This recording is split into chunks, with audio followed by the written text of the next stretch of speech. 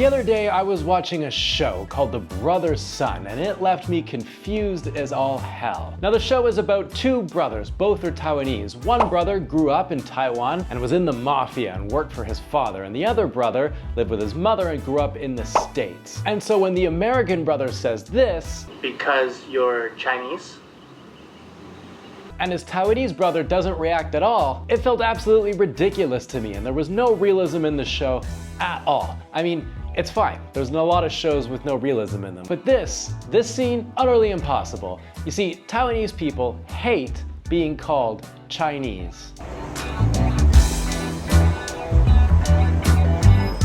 It's for the same reason Irish people don't like being called British, or Canadians don't like being called American, or New Zealanders don't like being called Aussies. There's a national pride to being Taiwanese, but it's also political. Obviously, China and Taiwan don't have the best history, and Taiwanese people don't find it funny or like it at all when you call them Chinese. So if you do come to Taiwan, you'll find people pretty easygoing, but if you call them Chinese, you'll end up finding yourself with a very well-punched face. See, Taiwanese people, generally speaking, are described as chill, unbothered, and very nice. And that's true. As a foreigner in Taiwan, I've noticed that people here are thankfully very welcoming and open to foreign ideas, but that is not what I'm here to talk about today. Today, I want to focus on 12 things that Taiwanese people hate. Have you ever felt bad for the lobsters that you throw live into a pot of boiling water? The lobster feels exactly what it's like to live here in Taiwan. You see, Taiwanese people hate the sun.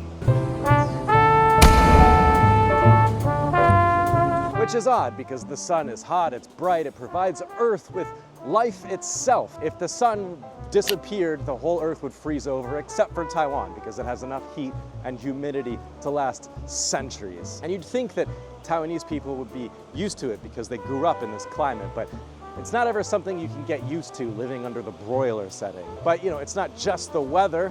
Also, traditional Eastern beauty standards still exist here in Taiwan, and they prefer to keep their skin untanned, women in particular, and they go through great lengths to keep it that way. And that's why you see people driving around on scooters looking straight up out of a Cyberpunk 77 video game.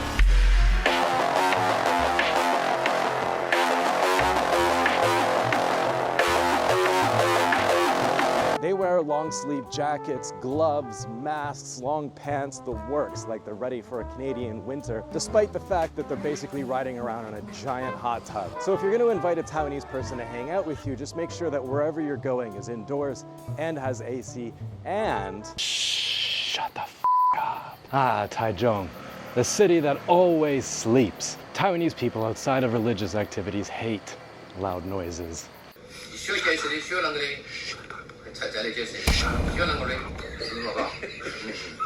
See, Taiwanese people are notoriously quiet and respectful people and don't appreciate it when you're out past like 11 o'clock making all kinds of noise. See, a lot of countries are very dangerous at nighttime, but in Taiwan you're perfectly safe because you'll be the only one awake. If you do decide to get murdered in Taiwan, please do so quietly and keep your phone on quiet mode and lower the volume of your voice when speaking.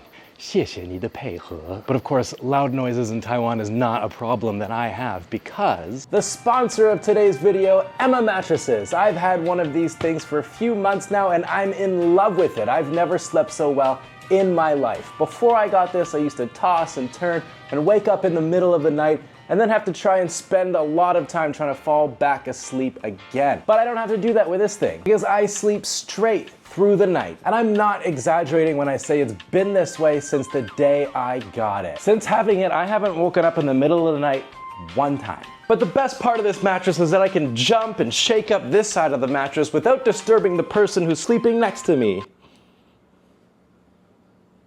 I have the Emma Hybrid mattress, which is made of materials that suit my sleeping preferences perfectly. It's soft but supports my body so I can sleep on it really nicely. And it also allows enough airflow where last night I didn't even sleep with the AC on. Let me show you the temperature. My air conditioner right now is saying it's 29 in my room right now, and I swear to God I did not sleep with this on last night. This mattress is perfect. I sleep so well after a day of jogging or working out, which I don't really do that. I also stopped using my old pillows because they're really big and fluffy and they don't support my head and neck like these Emma Diamond pillows do. I love these things. They make me sleep so well. They support my neck and my head because they have removable layers, so they're height adjustable. And they're probably my favorite part about this whole setup.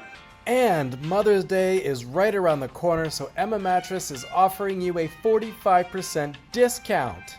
So if you want to improve your life and indeed your sleep, then check out the link in the description below. Follow them. Use my code Prozzie10 for a 10% discount on your next purchase.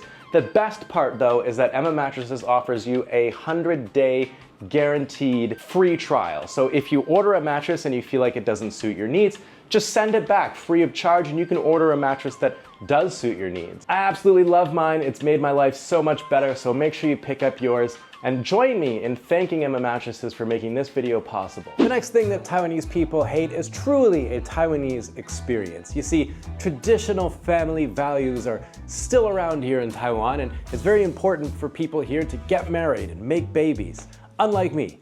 And what ends up happening is that people go home every year for the Lunar New Year holiday. It's as big of a deal and as important as Christmas is to us Westerners. And your whole family usually comes and gathers in one person's house. Aunties, uncles, grandparents, nieces, nephews, children, the works. And if you're someone who is a little bit younger and unmarried, you better be ready for aunties particularly to constantly be prodding you and picking at you and try to figure out where's your girlfriend, where's your wife, where's your boyfriend, where's your husband, when are you having babies, when are you gonna carry on the family name. A lot of Taiwanese people can't stand this. They find it annoying, intrusive. However, I have spoken to some Taiwanese people who say they actually don't mind this behavior because it lets them feel like their family actually cares about them. But I think year after year after year of constantly trying to think up of reasons why you don't have a boyfriend or a girlfriend or whatever starts to make you feel a little bit insecure. I think the family starts to look at you after a number of years like, okay, what is wrong with you? Because everybody else found a partner, so why can't you? This type of interrogation and questioning by aunties definitely collides with the newer culture that's arising here in Taiwan, where more people are going to university and people have less and less time to start families, and some Taiwanese people straight up choose not to get married altogether or get married and not have kids. And there's a lot of different reasons for that. A lot of it is economic. Taiwan is getting more and more expensive, and yet the salaries haven't changed, and having children is incredibly expensive. So a lot of people these days just choose not to. And it's this group of people in particular that hate it when their family comes around asking about their romantic lives. The sun is shining. It's a beautiful day. There's not a cloud in sight. It's a perfect day for a walk. If your scooter broke down, or your car is on fire, or Uber went out of business, or the MRT fell over, or the free bicycle sharing service is out of service. My point is, if it's not done for exercise, Taiwanese people hate walking. Asking a Taiwanese person to walk 15 minutes to a restaurant is like asking them to walk to the moon and back. It's like asking them to recreate the plot of Lord of the Rings, which, in case you haven't seen it, is a movie about walking. Everything walks in that movie. There's a reason that the Buddha and Confucius never walked on water. You see, Taiwan is built on convenience. There's 1,000 different ways to get to wherever you're going, and so there's no need to walk. And combine that with their hatred of the sun, you won't really want to walk anywhere if you move to Taiwan too. Walking is kind of seen as an unnecessary thing to do here. If you're living in Taipei, it rains too much. If you're living in Kaohsiung, it's too hot. And if you're living in Taichung, it's okay, but still, it's convenient enough where you don't really need to walk. And so walking in Taiwan is not really done unless, like I said, it's done for exercise. So if you ask a Taiwanese person to walk somewhere to hang out, typically you'll be met with just sort of shock and horror. Like, how dare you ask me to walk somewhere? It's so convenient here that you just don't need to. And before we get into the next one, please consider subscribing to the channel so you don't miss another video. I would really appreciate it. Now let's just pretend there's a woman out there who is dumb enough to marry and have kids with me. And one day I come home to an empty house and I'm wondering, where is my sweet baby child? Only to realize that my in-laws have taken my child out for a walk without telling me, which does actually happen to a lot of families, surprisingly. And when I ask my in-laws to return my child to my home, on the way they think, oh look, a penny. I'm just kidding, I can't afford a car, so chances are they'll probably end up taking my motorcycle, which is dangerous, but it's okay because at least I know they'll be wearing appropriate protective gear for riding here in Taiwan. And so after all of that, after kidnapping my imaginary child and crashing my imaginary car, they will probably still claim that they are in the right. Now, my in-laws would be described as sanbao in Chinese, which in English means the three treasures or the three precious. It's a Buddhist term, which if you're curious, the three things are the Buddha, his teachings, and the monastic rule. But it's also used in kind of a rude, humorous way in Taiwan to mean old people, old women, and women, which I think is kind of fucking hilarious. You see, Taiwanese people, especially young Taiwanese people, hate the sanbao. Because they're known for getting in the most ridiculous situations like crazy car accidents or just constantly claiming that they're right and can never really admit fault or admit that they're wrong and expect everyone to have the utmost respect for them. And so they kind of get a bad rap here. In fact, last week I filmed a video about a foreigner who yelled at this Taiwanese lady for driving recklessly, and that Taiwanese lady would be known as sanbao, or one of the three treasures. So right now I'm in a hot pot restaurant. Now, Taiwanese people love hot pot. There's a hot pot restaurant pretty much on every single street. But that's not what we're here to talk about today. We're here to talk about things that Taiwanese people hate. And Taiwanese people hate the smell of hot pot. It sticks to your clothes, it sticks to you, I don't know, more than any girl I've met. I don't know where I'm going with that. At a hot pot restaurant, they don't really need to hire chefs. You kind of are your own chef. And Alan here likes his chef, like how he likes his cheese shredded. Why did the mushroom go to the party? He's a fun guy. Indeed.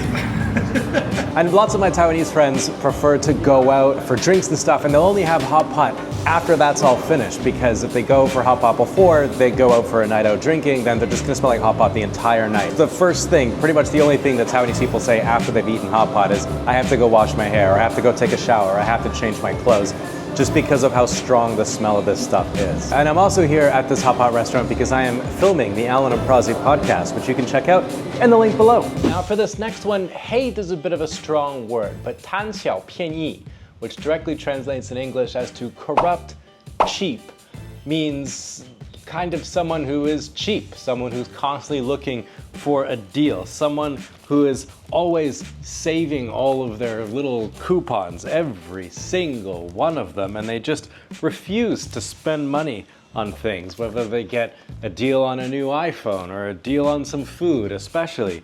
And I guess Taiwanese people don't really like this kind of behavior because it's unbefitting of a country like Taiwan, where if you ask someone to go to a restaurant like Hai Di Lao, where it's a little bit pricier and they don't want to spend that kind of cash, it comes off as just kind of a little bit too frugal, a little bit too cheap. And it's something that Taiwanese people complain about a lot. But it's one thing that Taiwanese people dislike, we'll say. Here in Taiwan, if you want to know if you're eating poor quality food, then it probably has some of this in it. 三色豆. Many Taiwanese people hate 三色豆. Or peas, carrots, and corn, which technically this isn't because it also has ham in it. But yeah, this stuff is in everything in Taiwan. It's in fried noodles, fried rice, they even put it on pizza. And people don't like this stuff even from childhood because it's often in children's meals.